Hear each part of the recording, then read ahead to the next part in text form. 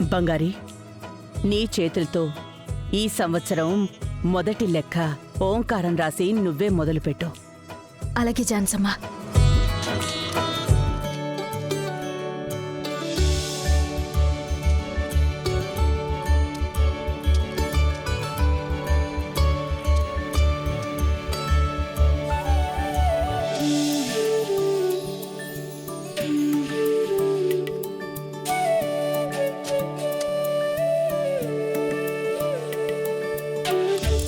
బంగారి, అంతా అయిపోయినట్టేగా, మనం బయలుదేరదామా?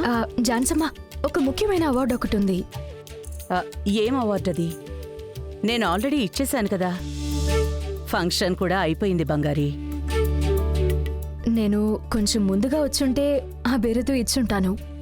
కొంచెం లేట్ అయ్యాను. జాన్సమ్మా, అందరూ ఉన్నారు కదా, ఆ అవార్డు కూడా ఒకసారి ఇచ్చేద్దామమ్మా. ఎవరికి? లీవే పెట్టకుండా, రాత్రి పగలు అని చూడకుండా పని చేసిన వాళ్ళకి అవార్డు ఇవ్వాలి కదా. అది ఆల్రెడీ ఇచ్చేశాం కదా. అది పొద్దున్న 9 నుంచి 5 వరకు పనిచేసే వాళ్ళకి. 24/7 ఈ కంపెనీ కోసం పడుకోకుండా ఫ్యామిలీని కూడా పక్కన పెట్టేసి పని చేసే వాళ్ళకి ఈ అవార్డు మనం ఖచ్చితంగా ఇవ్వాలి కదమ్మా.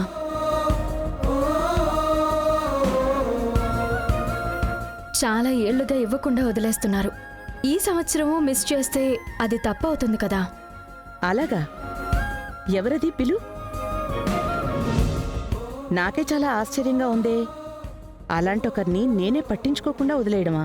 తెలుసుకోకుండానా? మీకు తెలిసిన వారే. మేమే ఇన్ని రోజులు రికగ్నైజ్ చేయకుండా వదిలేశాం. ఇది ఎంప్లాయీస్ అందరూ కలిసి ఇవ్వాలనుకుంటున్న అవార్డు. అన్నట్టు ఒక ముఖ్యమైన విషయం అమ్మా, ఈ అవార్డ్కి కాంపిటీషన్ లాంటిదేం లేదు. ఒకే మనిషి. ఎవరది?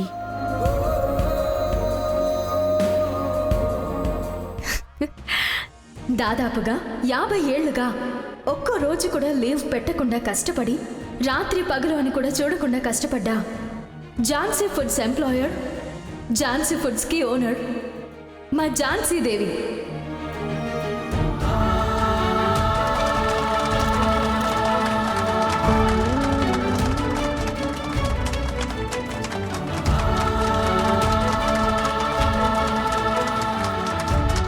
మీకే అవార్డు.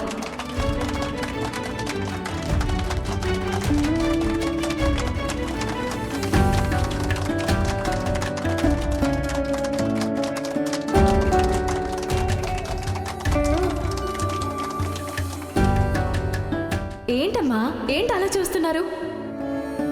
మీ ఎంప్లాయీస్ అందరూ కలిసి ఇవాళ మీకు అవార్డు ఇవ్వాలని నిర్ణయించుకున్నారు. మీరు వాళ్ళని అప్రిషియేట్ చేశారు, వాళ్ళు మిమ్మల్ని అడ్మైర్ చేస్తున్నారు. ఎంత పెద్ద స్థాయిలో ఉన్నా అభినందించడం చాలా ముఖ్యం కదా. వినోద్ సార్, మేడం అవార్డు తీసుకురండి. Okay madam. రవి సార్, అత్త, పిన్ని, చిన్నాన్న అందరూ వేదిక మీదకి రండి. రండి, అందరూ రండి. జాను,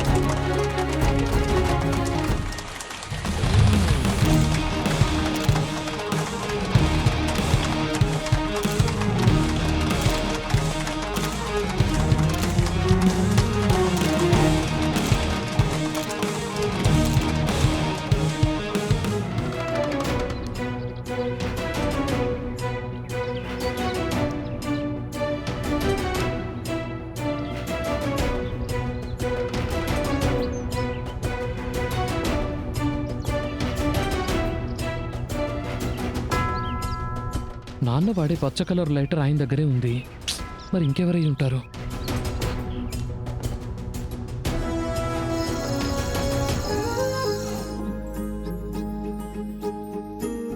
అమ్మా, మణి, ఏంటమ్మా?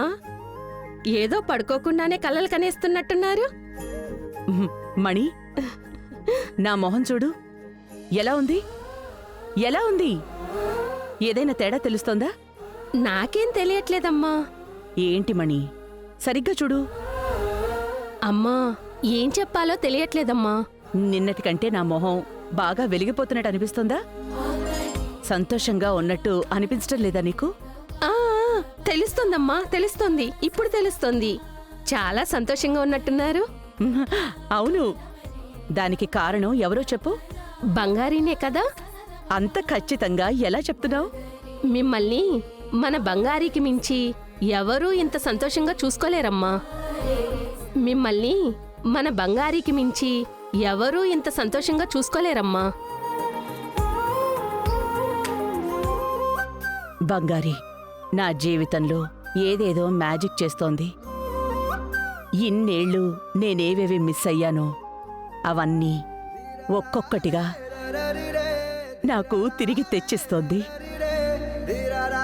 మణి, నేనీ కంపెనీ మొదలుపెట్టి 50 ఏళ్లయ్యింది. ఆ ఫంక్షన్కి కూడా ఎవ్వరూ రాలేదు.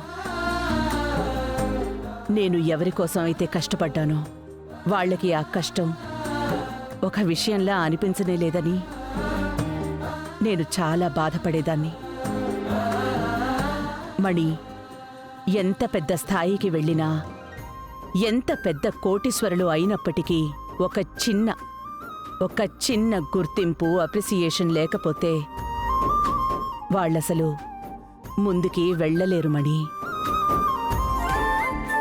కానీ ఇది నేను బయటికి చూపించేదే లేదు.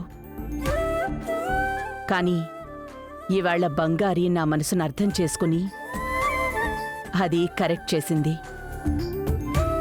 నా మనసులో ఉన్న అన్ని గాయాలకి బంగారి మందు వేసేసింది. ఇందులో ఆశ్చర్యపడటానికి ఏం లేదమ్మా. మన బంగారీ గుణమే అదే కదా. మన బంగారీ గుణమే అదే కదా. అమ్మా, నాకు ఒకే ఒక ఆశ ఇది మాత్రమే. మీరు ఏ పరిస్థితుల్లోనూ మన బంగారి తప్పే చేసినప్పటికీ తన మీద మీరు ఎక్కువ కోప్పడకూడదమ్మా. బంగారి ఎందుకు తప్పు చేస్తుందని నువ్వెక్కువ ఆలోచించుకోమని. లేదమ్మా, మనుషులందరూ ఏదో ఒక విషయంలో తప్పు చేస్తారు కదమ్మా.